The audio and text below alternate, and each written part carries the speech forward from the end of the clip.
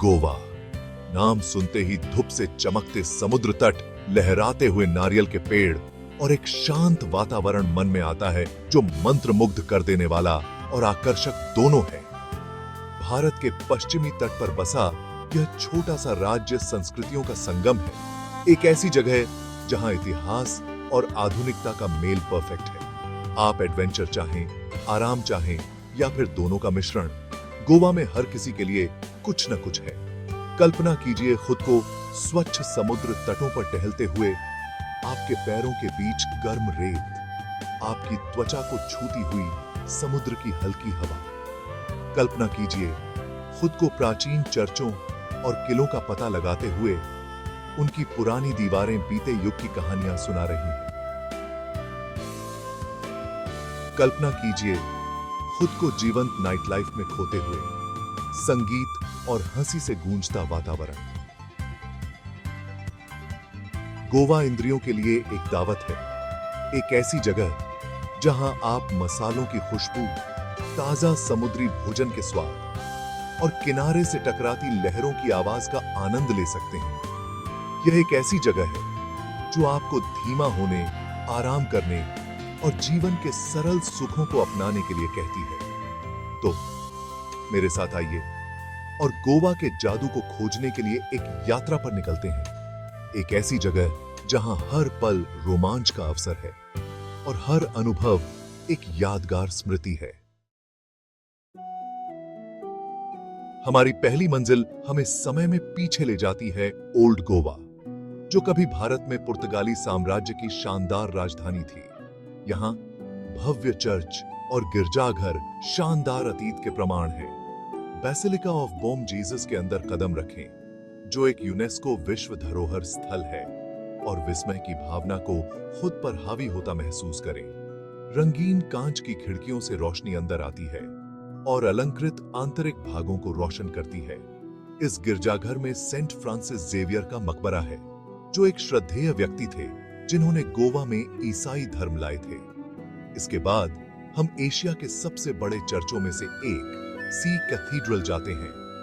इसकी पुर्तगाली मैनुअल वास्तुकला पर अचंभा करें। इसकी विशाल घंटियां, जो कभी गोवा में सबसे तेज थीं, आज भी इतिहास के साथ गूंजती हैं। जैसे ही हम ओल्ड गोवा की गलियों में घूमते हैं, अतीत के अवशेष हमें फुसफुसाते हैं। वास्तुकला, चर्च, यहां तक कि हम जो हवा में सांस लेते हैं, वह इतिहास और भव्यता से ओतप्रोत है। ओल्ड गोवा की ऐतिहासिक समृद्धि को पीछे छोड़ते हुए हम हरे भरे ग्रामीण इलाकों में निकलते हैं। यहाँ लुढ़कती पहाड़ियों के बीच गोवा के प्रसिद्ध मसाला बागान हैं। जैसे ही हम एक बागान में प्रवेश करते हैं, सुगंधों की एक सिम्फनी हवा को भर देती है। दालचीनी, लौंग, इलायची, हर मसाला एक अलग खुशबू के साथ अपनी उपस्थिति की घोषणा करता है। हम सीखते हैं कि इन मसालों की खेती कैसे की जाती है।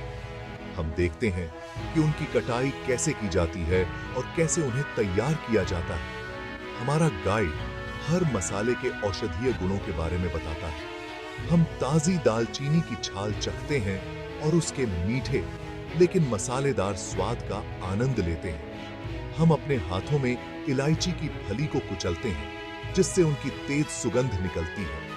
गोवा के मसाला बागान का दौरा इंद्रियों के लिए एक खुशी की बात है। यह गोवा की कृषि विरासत के केंद्र की एक शैक्षिक यात्रा है। बातें की समवसाय। गोवा के समुद्र तट पर बहुत सारे समुद्र तट हैं। हर एक की अपनी अलग पहचान है। आज हम अंजुना और वागाटोर जाते हैं, दो समुद्र तट जो 60 और 70 के दशक की हिप्पी भावना के पर्याय हैं। अंजुना बीच, जो अपने बुधवार के फ्ली मार्केट के लिए प्रसिद्ध है, रंगों और ध्वनियों का एक उत्सव है।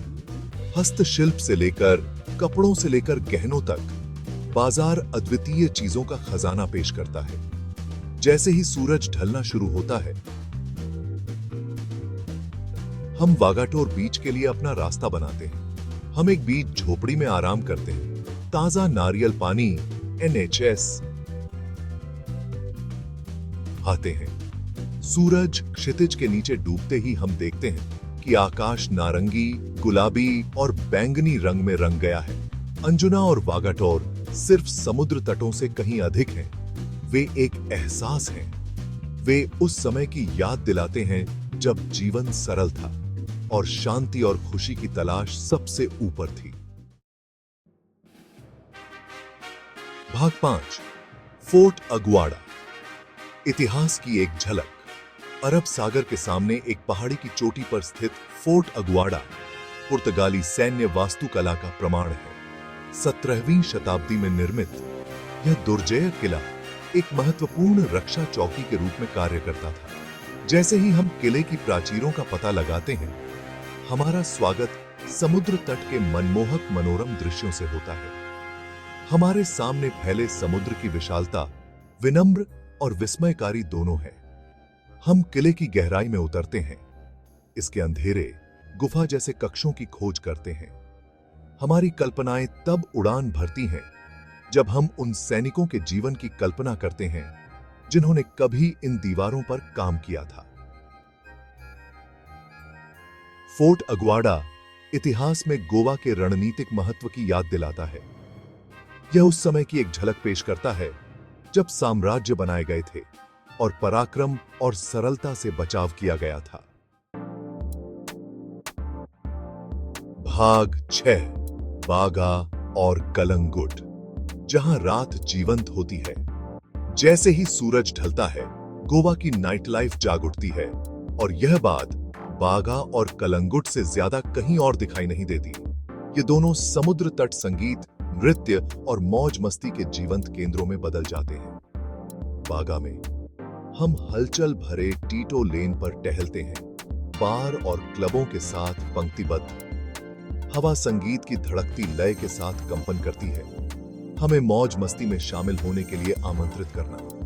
कलंगुट, जिसे समुद्र तटों की रानी के रूप में जाना जाता है, अधिक शांत वातावरण प्रदान करता है। हम एक बीच झोपड़ी में आराम करते हैं, हमारे पैर रेत में दबे हुए हैं। कॉकटेल की चुस्की लेते हुए हम लाइव संगीत का आनंद लेते हैं। आप चाहे तो रात भर नाचें या बस जीवंत वातावरण का आनंद लें। बागा और कलंगुट गोवा की जीवंत नाइट लाइफ का स्वाद पेश करते हैं। भाग 7, पालोलेम बीच, एक शांत पलायन। उन लोगों के लिए जो भीड़ से राहत चाहते हैं, दक्षिण गोवा में पालोलेम बीच एक शांत पलायन प्रदान करता है। अर्धचंद्राकार, यह समुद्र तट, शांति और SHL वो AEH का स्वर्ग है। हम नारियल के पेड़ों के बीच बनी एक बीच हट किराए पर लेते हैं। किनारे पर लहरों की मधुर आवाज हमें आनंदमय विश्राम की स्थिति में ले जाती है। पालोलेम का फिरोजा पानी तैराकी के लिए एकदम सही है। हम एक ताजा डुबकी लगाते हैं, ठंडे पानी को अपनी परवाहों को धोते हुए महसूस करते हैं। जैसे ही दिन ढलता है, हम अरब सागर के ऊपर एक जादुई सूर्यास्त देखते हैं जो आकाश को रंगों के बहुरूप दर्शक में रंग देता है। पालोलेम बीच एक अनुस्मारक है कि स्वर्ग सादगी में पाया जा सकता है। यह प्रकृति के साथ फिर से जुड़ने, आराम करने और रिचार्ज करने का स्थान है।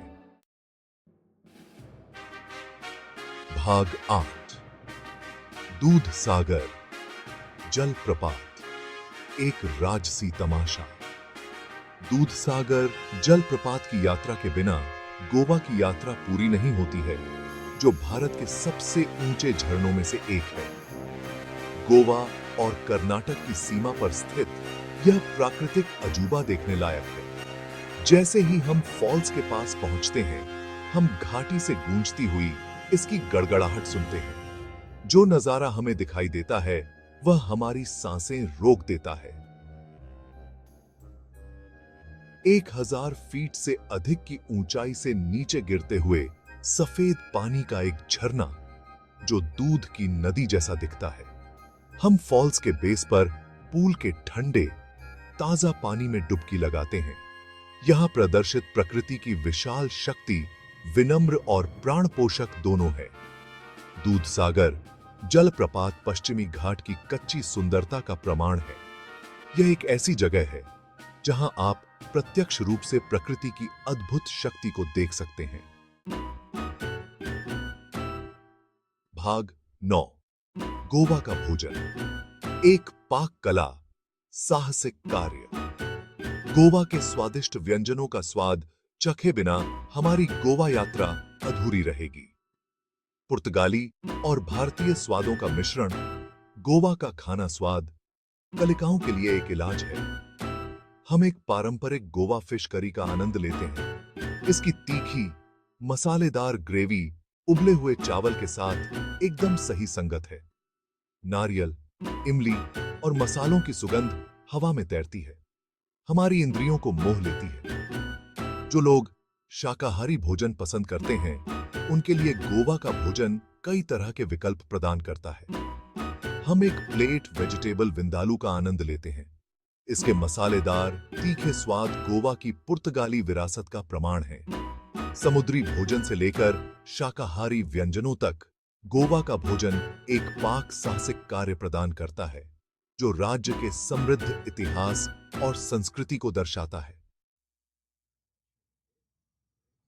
भाग 10। निष्कर्ष। गोवा एक ऐसी मंजिल जो आपके साथ रहती है। जैसे ही गोवा की हमारी यात्रा समाप्त होती है, हम गहन संतोष की भावना के साथ निकलते हैं। हमने प्राचीन चर्चों का पता लगाया है, मसाला बागानों में घूमे हैं, प्राचीन समुद्र तटों पर आराम किया है और दूधसागर जलप्रपात पर प्रकृति की कच्ची शक्ति देखी है। लेकिन गोवा सिर्फ दर्शनीय स्थलों और अनुभवों का संग्रह नहीं है। यह एक एहसास है, मन की एक अवस्था है।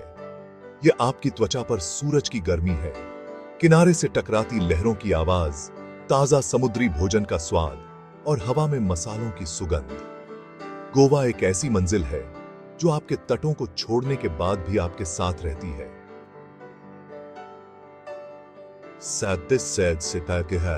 यह एक ऐसी जगह है